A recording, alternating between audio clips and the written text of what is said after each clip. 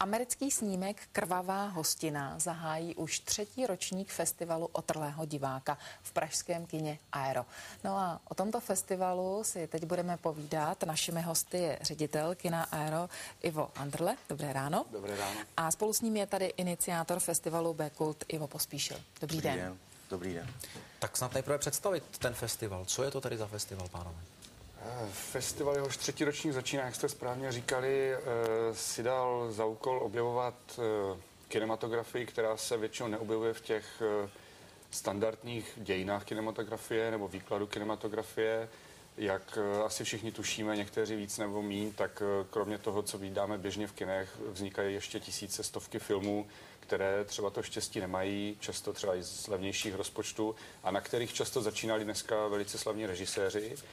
No a my se snažíme mapovat tuhletu méně viditelnou stránku kinematografie tím, že každý rok tady těch 6 dní věnujeme březnových těmhletěm filmům. Vždy, když tady máme hosty, kteří nás zvou a představují nějaký festival, tak se samozřejmě i ptáme na hvězdy, které na ten festival přijedou. Je něco takového i u festivalu Otrlého diváka? Tak já myslím, že už z názvu vyplývá, že není potřeba tahat hvězdy. Ten festival je především o zážitcích uvnitř kině, ale je fakt, že takovou, nevím, jestli je to dostatečně hvězda pro televizní diváky, ale jednoho pro nás velkého odborníka jsme si letos dovolili pozvat a on pozvání přijal. Je to ředitel festivalu, vlastně obdoby Otrlého festivalu, všem mnohem většího a zavedenějšího, který probíhá každý rok v Paříži. A Frederick Tams, který naše přizvání přijal, tak skutečně přijede, kromě toho, že nám velice pomáhal letos s programem, takže to máme velkou radost. A pane Pospíšile, jenom prosím vysvětlení toho termínu B-kult nebo B-kult. B znamená Bčkový film? Tak B-kult je součást tohoto festivalu, je to jeden večer. Ten název samozřejmě vychází z těch krásných kultovních Bček let minulých, kdy tvůrci dokázali za málo peněz udělat hodně zábavy a potěšit tím nás, milovníky B-kultu. Ale B-kult je i trošku o něčem jiném, než je jenom film. Je to také o hudbě, o výtvarnu.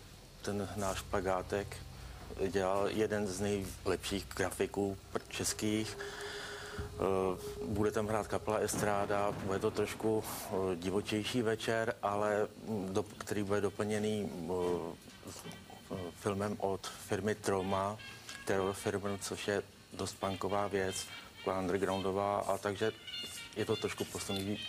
A v Česku je hodně milovníků Bčkových filmů. No, když se řekne Bčko, tak třeba někdo, kdo není znalým filmovým odborníkem, tak si řekne, proč bych měl chodit na něco, co je Bčkové. Já si myslím, že jsou tady milovníci, jsou to právě ty milovníci, co hledají něco jiného, než jsou ty ostatní kulty, které nás tak obklopují. Když se podíváme na ty žánry, tak které jsou zastoupeny v tom letošním 3. ročníku festivalu Otrlého diváka? Kromě B-kultu. Kromě B-kultu se určitě žánrově ten festival letos hodně podíval do hororu. Dokonce v sobotu jsme připravili takový hororový non-stop s filmy, jako je Hrůzostrašný baron nebo Dům na prokletém návrší a podobně. Ten baron, to zní zajímavě. Podobné, opravdu velké majstrštyky tohoto žánru. Ten maraton poběží zhruba od 8 od večera až třeba do 5 hodin do rána, zakončíme takovou snídaní krvavou, takže určitě pro všechny milovníky hororu sobota je dobrý den. Já jsem se ptal pana Pospíšila na milovníky Bčkových filmů u nás, tak se ptám obecně, jsou prostě u nás lidé, kteří se na tyhle ty filmy, které určitě nepatří do mainstreamu, které se na ně rádi přijdou podívat?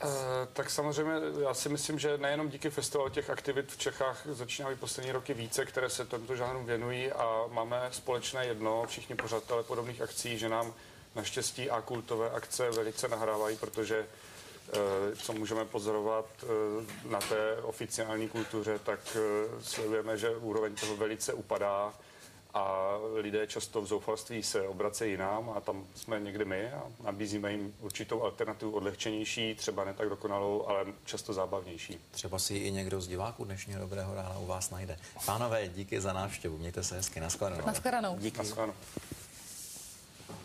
Tak a v Dobrém ráno s Českou televizí teď pojďme k dnešnímu tisku. Co se v něm píše? Třeba to, že ministr průmyslu a obchodu Martin Říman se